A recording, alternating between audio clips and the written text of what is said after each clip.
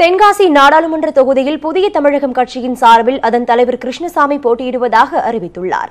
அதிமுக பாஜக கூட்டணியில் புதிய தமிழகம் கட்சிக்கு தென்காசி தனித்தொகுதி ஒதுக்கப்பட்டது. இந்நிலையில் அக்கட்சியின் தலைவர் கிருஷ்ணசாமி சென்னை நுங்கம்பாக்கத்தில் உள்ள கட்சி அலுவலகத்தில் செய்தியாளர்களை சந்தித்தார். அப்போது நாடாளுமன்ற தேர்தலில் தனிச்சின்னத்தில் தான் போட்டியிடுவேன் என்றும் தேர்தல் ஆணையத்திடம் புதிய தமிழகம் கட்சிக்கு சின்னம் கேட்டு மனு வழங்கப்பட்டுள்ளதாகவும் கூறினார்.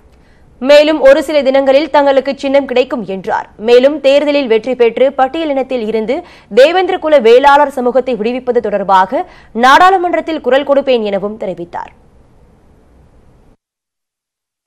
பட்டியலின மக்களுக்காக ஒதுக்கக்கூடிய தென்காசி தனித்தொகுதியை கொடுத்திருக்காங்க. இதை எப்படி நீங்க ஏத்துக்கிட்டீங்க? பட்டியலின மக்களுடைய நாங்க விரும்பித்தான் வாங்கணும்னா இந்த தொகுதியில போட்டியிட்டு வெற்றி பெற்றுத்தான் இந்த கோரிக்கை நாடாளுமன்றத்தில் எதிரொலிக்க முடியும் என்பதற்காகத்தான் தொகுதி கேட்டு பெற்றிருக்கோம்.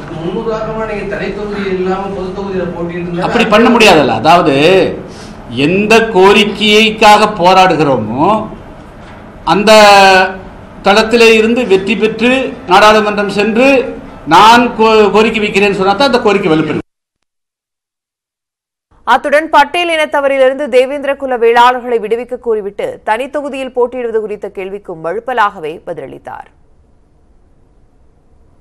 அதே கேள்விதான், எந்த கோரிக்கைக்காக போராடுறீங்களோ அந்த உரிமை எனக்கு தேவையில்லை, நான் பொது தொகுதியில இருந்து நான் போட்டியிடுறேன். நீங்க இப்பவே ஒரு முரண்பாடு அல்ல உங்களுடைய பேச்சுல. இதுதான் சரியான பாடு. உங்களுடைய பேச்சிலையும் உங்களுடைய நடவடிக்கையிலும் பல முரண்பாடு தெரியுது. செய்தியாளர்களின் கேள்விக்கு உரிய பதிலளிக்க முடியாமல் அவற்றை தவிர்க்கும் விதமாகவே கிருஷ்ணசாமியின் பதில்கள் அமைந்தன.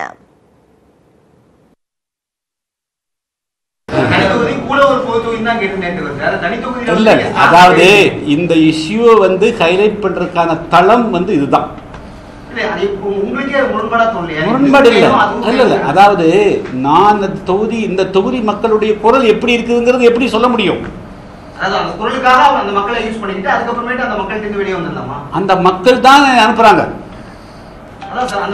இந்த மக்கள் தான் இந்த கோரிக்கையை போய் சொல்லுங்கள் சொல்றாங்க.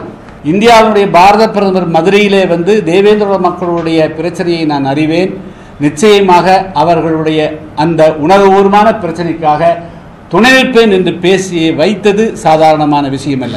ஒரு பாரத பிரதமருடைய கவனத்துக்கு கொண்டு போகக்கூடிய அளவிற்கு கடந்த 3 ஆண்டு காலமாக அந்த பிரச்சனையை கொண்டு வந்திருக்கிறேன்.